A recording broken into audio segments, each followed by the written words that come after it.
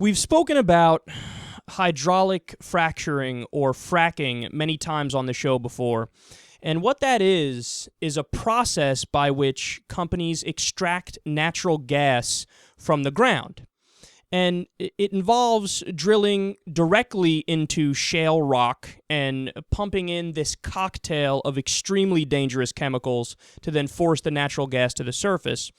And as of today, a bunch of studies have been done on the environmental impacts, and it isn't pretty.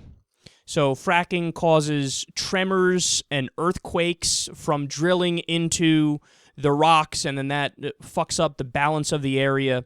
And it also causes problems with water contamination from after you drill the chemical cocktail and put it in the ground. It actually leaks into local water wells and reservoirs and things like that.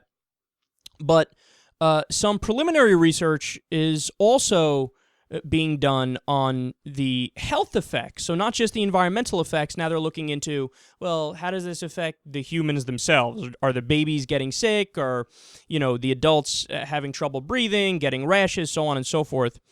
And at least the preliminary research doesn't look good. Now, to be clear, the research has not been peer-reviewed yet. I'm going to go through a couple pieces of information here.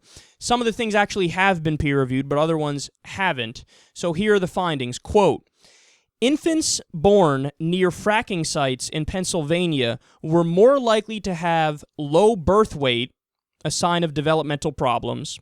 In Utah, local authorities are investigating a spate of stillbirths after tests found dangerous levels of air pollution from the oil and gas industry.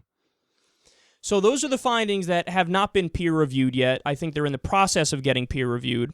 But then there's this, quote, scientists at the Colorado School of Public Health in January published a peer-reviewed paper in the journal Environmental Health Perspectives finding an increased rate of congenital heart defects in babies born to mothers living near gas wells in Colorado.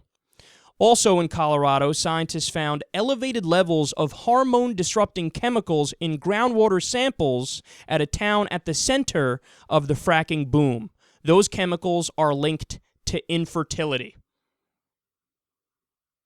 So, should we even be surprised about this? I say of course not. I mean, we've done multiple stories of families who've had to move from their homes because their hair was falling out and they got rashes and they lost over 20 pounds, and it was all because they were near fracking sites and chemical refinery sites. There's certain places in Canada that are undergoing a similar thing. I think the Alberta region, if I'm not mistaken. And the chemicals that they use in the fracking stew are very, very dangerous. We've gone over this before on the show, but we're talking about methanol, benzene, diesel fuel, lead, rust remover, sulfuric acid, and formaldehyde. And there's also hundreds, if not thousands, of untested and unknown chemicals in the fracking fluid. There are all types of poisons and acids and corrosives and carcinogens and toxins. And the reality is, when you're pumping this stuff into the ground and it stays there, but also when the stuff is in the open air, like, just because we can't directly see what's happening with it doesn't mean there's no effect. So in other words, it's like the same idea as having gas in the air, okay? Like, it's there, but just because our eyes can't see it, it's not just because it's not like neon green or purple or something, we go, oh, look, there it is. Doesn't mean it's not affecting us. So if you have all this stuff in open air, and then there's wind factors that come into play and weather patterns, and it gets stuck in the ground and it floats around in the air, what happens when human beings breathe those things in? Very, very dangerous stuff, man. Look, the problem is we know that these things are bad for you. So even like the studies that we're conducting now, it's just a matter of finding out empirically how bad the damage is, right? Because we already know, based on studies on the individual chemicals, that they're terrible for human beings. So it's just a matter of how bad is the damage. And look, I mean, this is a big problem, and it's not being discussed. The mainstream media is totally silent on the issue of fracking because it's creating a lot of jobs, and people just go, whatever, as long as it creates jobs, we'll shut our fucking mouth about it. And it's not even like the environmentalists or people like myself. We're not being unreasonable. Nobody's saying, ban it 100% in all cases and all those jobs, fuck them, right?